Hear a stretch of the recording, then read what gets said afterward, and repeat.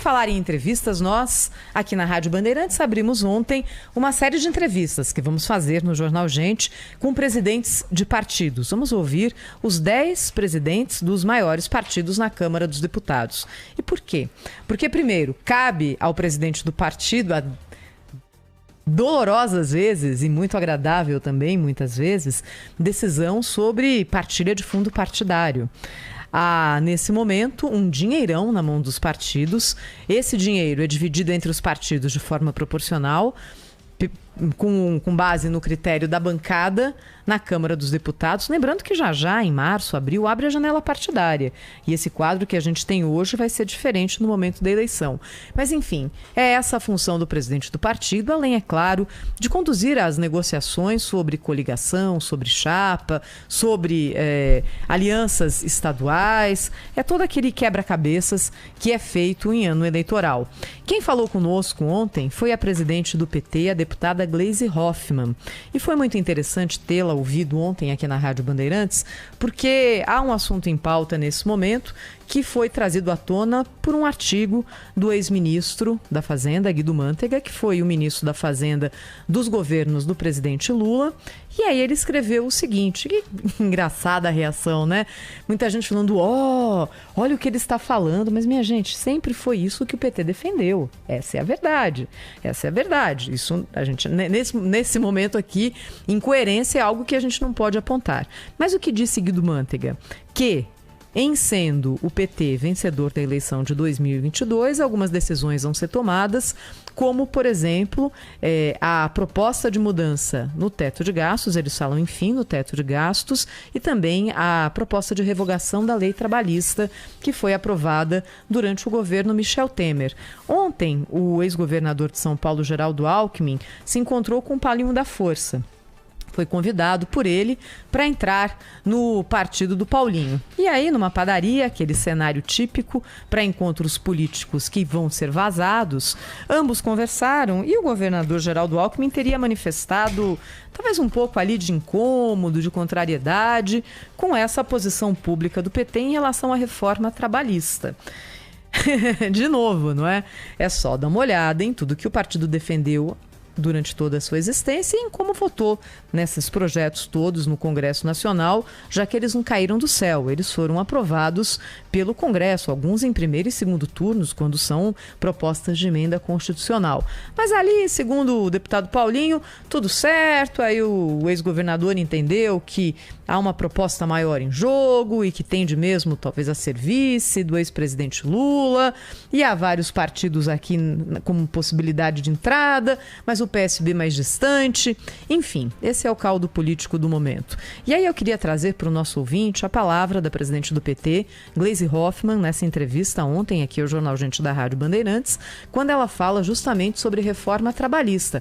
Ela foi questionada pelo Pedro. Pedro perguntou, mas deputada, peraí, não estou entendendo direito. O PT é a favor ou é contra a volta do imposto sindical que foi revogado pela reforma trabalhista? Nós temos que ter uma alternativa para os sindicatos sobreviverem. Se não for a contribuição sindical, nós temos que pensar em alguma alternativa para isso. Não era um momento de retirar depois de tanto tempo que tinha. Então nós temos que pensar, porque sem sindicatos não há defesa dos trabalhadores. Você há de convir comigo. Sem sindicato é muito difícil, né? Prevalece a correlação de forças entre patrão e empregado e nem sempre o trabalhador tem o seu direito. E muitas vezes o que se quer é ter um estoque de mão de obra ociosa para poder baixar salário, para poder baixar renda. Num país como o Brasil, que nós temos um mercado consumidor tão grande, são poucos os países no mundo que têm uma população acima de 200 milhões de habitantes. O Brasil é um deles. Então, o mercado consumidor do Brasil é uma das potências para o nosso desenvolvimento. Mas com renda baixa, você não tem consumo e, portanto, você não tem a economia girando. Nós temos que pensar nisso. Isso, inclusive, é importante para os próprios empresários, para as próprias empresas. Bem, lembrando aqui os principais pontos que foram aprovados pela reforma trabalhista que passou pelo Congresso, foi sancionada pelo então presidente Michel Temer. O primeiro deles foi o fim da contribuição sindical obrigatória, hoje ela é facultativa. Segundo, foi a criação de um novo modelo para ações trabalhistas. E isso teve consequências práticas, com a redução drástica no número de ações trabalhistas em tramitação na nossa Justiça do Trabalho. vamos combinar, todo mundo sabe que há, e havia de uma forma mais forte, uma espécie de indústria da ação trabalhista. Tem advogado que fica esperando demissão já ali com o script pronto para o funcionário acionar o ex-patrão. E muitas vezes demandas não justas são levadas para frente. O que a reforma trabalhista aprovada fez foi também partilhar a responsabilidade por pleitos que não fossem considerados corretos com o pleiteante. Ou seja, você não pode sair do seu emprego e dizer que você trabalhava 18 horas por dia de segunda a domingo, que você era explorado, que você não tinha almoço, que não tinha... Sabe? Aquelas coisas que evidentemente não são verdade. Isso hoje não é mais considerado. E o pleiteante é responsabilizado se tiver uma demanda considerada abusiva.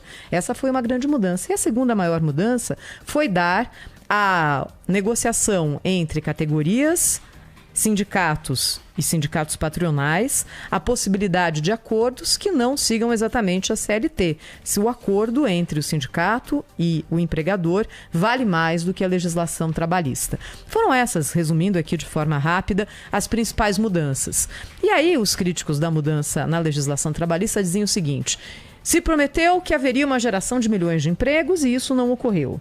Bem, é verdade que não ocorreu essa geração de milhões de empregos e também é verdade que o próprio ex-presidente Michel Temer já admitiu que houve ali uma, digamos, supervalorização na possibilidade da reforma trabalhista gerar empregos. Gente, reforma trabalhista não gera emprego, lei não gera emprego. Se gerasse, eu fazia uma aqui agora, ó. Atenção, a partir de agora estão gerados no Brasil 50 milhões de empregos. Cumpra-se, carimbe, pronto.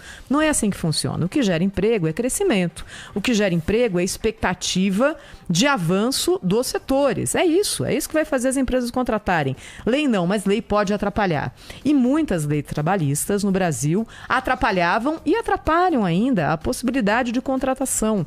Então também a gente não pode ser ingênuo de achar que numa canetada vai se resolver tudo, nem achar que, porque essa canetada ou essa lei aprovada pelo Congresso não trouxe aquilo que era esperado ou que foi prometido, que ela não tenha sido útil. Foi muito útil. Agora, muitas coisas aconteceram. O Brasil estava saindo de uma recessão seríssima, veio a pandemia e hoje há um grande crescimento no mercado de informais. Acho que é essa discussão que a gente tem que ter agora, com o pé no chão e sem revanchismo, sem se pensar naquilo que em algum momento foi colocado e que não se concretizou, porque a situação mudou também.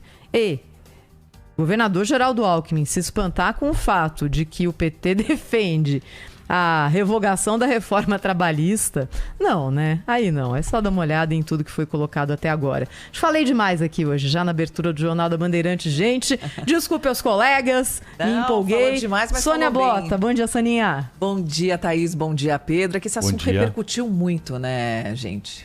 Repercutiu na capa do Portal UOL, repercutiu em vários sites, repercutiu no Twitter. Mas você vê, mas é mais uma falsa repercussão, não é, Sônia? É verdade. Por que gera espanto o fato de que o PT defende o fim da reforma trabalhista? É óbvio. Algo que é histórico. E olha, nesse momento em que aqui a gente cobra dos candidatos clareza nas suas propostas, pelo menos isso está acontecendo. Ó, um partido está vindo a público e dizendo, é isso que eu defendo. Não adianta fazer como outros em outros momentos, e aí cada um vai lembrar de um que na campanha falou uma coisa e a partir do dia 1º de janeiro falou, olha, mas não é bem assim. Vamos tocar aqui a vida real. O não é bem isso, né? A famosa frase, né? O veja bem, veja bem. Veja bem é a frase do ano político.